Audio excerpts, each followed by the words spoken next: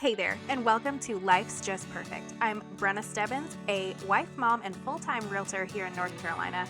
7 years ago, I transplanted from a tiny town in Maine to an only slightly bigger small town, and let me tell you, it has been a journey. Let's be real, these middle years, the ones where you're too old to hang out in the McDonald's playground but still figuring out what you want to be when you grow up, they're messy, magical, and nobody talks about it enough. Perfect is all about perception. What's perfect for one person might not look like perfection to another, but that doesn't make it any less beautiful. So let's dive in and embrace the chaos and talk about everything that leads us to our own version of perfect. Hey guys, happy Wednesday. It is freezing here in North Carolina. I clearly did not move far enough south. You're not supposed to see weather in the 20s overnight. I'm just unhappy. It's too cold. Anyways, today I'm going to talk about the theory that life seems to be a straight trajectory from where we start to where we're supposed to end. And I'm sure all of you have seen the meme on Facebook where you like your expectation versus reality, like your start point and this like beautiful, straight, continuous line from where you are up into you hit the goal that you've set for yourself. And it's just a beautiful straight path. And then the reality where you start and it looks like a toddler scribbled all over the place. And then you fell off a cliff and then climbed and dragged yourself all the way back up to where you want it to go. And there has to be some honesty to that, because I know it seems that some people just have it all together, that they fall into whatever they're good at and it just takes off for them, that they have a super successful business, or that they just fell into money somehow, or their schooling is just so easy, it comes natural to them, it's just so easy, step by step by step. And I think we forget that we don't know somebody unless you walk a mile in their shoes. You know, everybody has a story, everybody has a journey.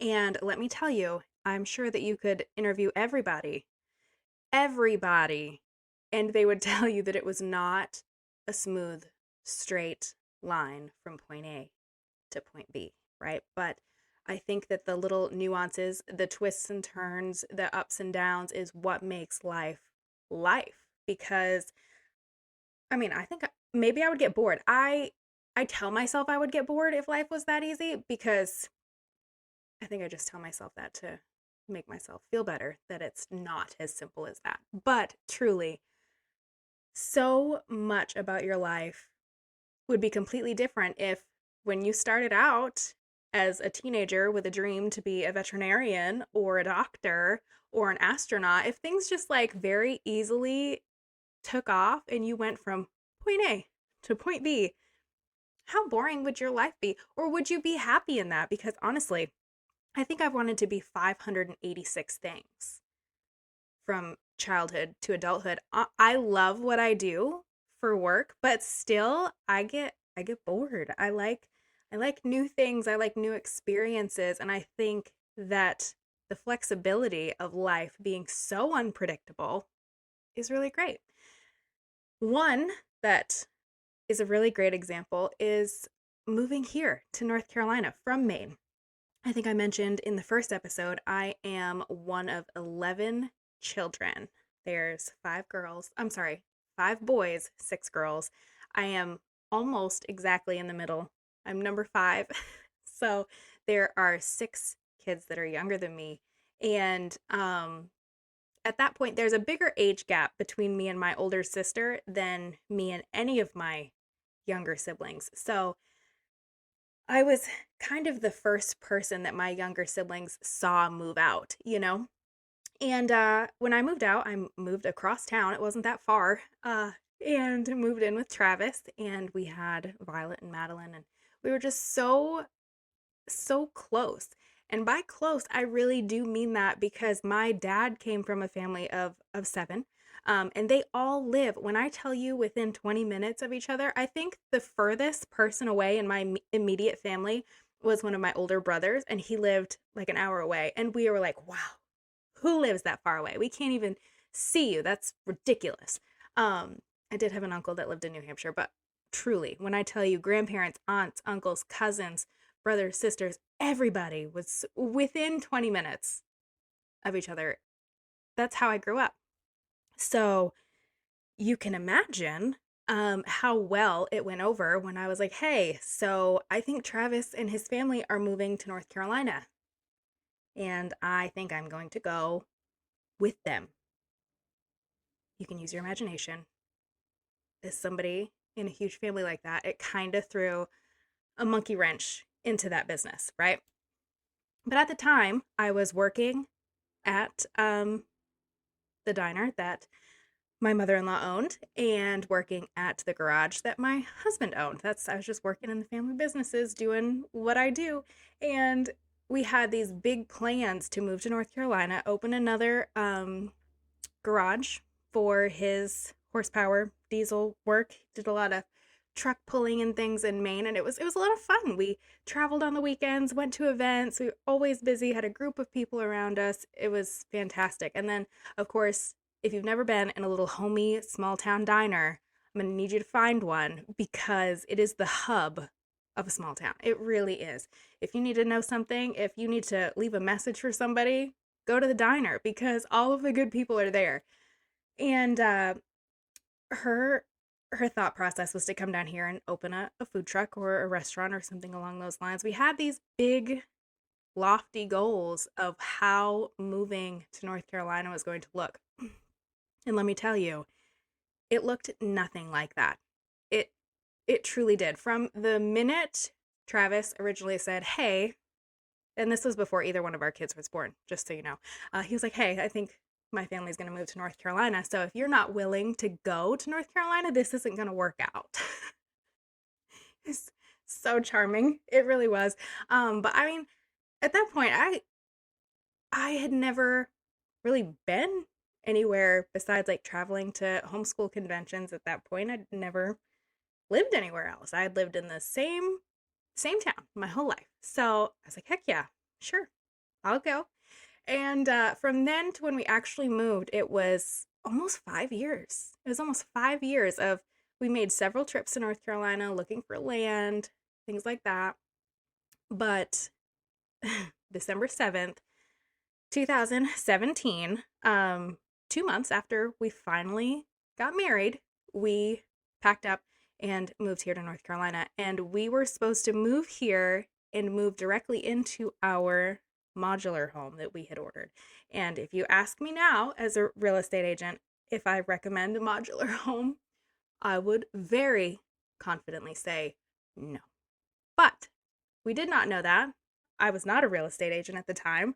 We just wanted something to move into, to put on our land. We didn't have time to like build a house, you know? So anyways, we went the modular route. We were supposed to be able to celebrate the holidays that year in our own home. And no, we got down here. There was like a mix up with the order or something along those lines. Our modular home was not even off the assembly line at that point, much less on our land or with a septic installed or anything like that. So obviously our initial little plans of what we were going to do went out the window. Travis started working doing land clearing and forestry mulching and drainage work and dirt work. He's very good at honestly whatever he does. Sometimes it's annoying, but he has just this beautiful ability of being like, hey, I can do that. I can learn that and I can do that. And he does so well. And he pivoted probably much better than the rest of us. My mother-in-law had purchased a piece of commercial land to whether put a restaurant on or the food truck, and that didn't end up working out. She did do a food truck. She did do that, but none of this happened in the timeline that we expected it to when we came down here. And I was going to work with Travis in the garage and take care of the kids because I don't know if you know this, but daycare, y'all, is expensive. It really is, especially if you have 2 kids under the age of 4. That's a lot. So I ended up getting another waitressing job here and met some of my very best friends doing it. And honestly, so grateful for that experience. But I barely was paying for the kids to be in daycare. But here's the thing. I I just don't think I have what it takes to be a stay-at-home mom. I really truly don't. I don't think that it's good for them or me, quite frankly. So for them to have some experience and me to have some time away at that point from, we were living with family members because our house wasn't done. So we lived with my sister-in-law for a few months, and then when my mother-in-law's house was finally done, we moved in with her for a few months until our house. We moved into our house either the end of July or the beginning of August that following year. So we moved here in December of 2017. We got into our house the summer of 2018. So, yeah, that's fun. Yeah, worked as a waitress. And then my brother-in-law moved down here. We were going to see his house that he'd purchased for the first time. And I don't remember what conversation led up to it, but Travis looked at me and he's like, "Why don't you sell real estate?" And I was like, I don't know, never really thought about it. I mean, I thought about it in Maine, but at that point, I had other things going on. I was pregnant with Violet when I was turned 18, so I never dug into it. And I had never thought, oh yeah, let me be a real estate agent. That's not ever one of the items that was on my what I want to be when I grow up bingo card. I had veterinarian. I had a horse trainer.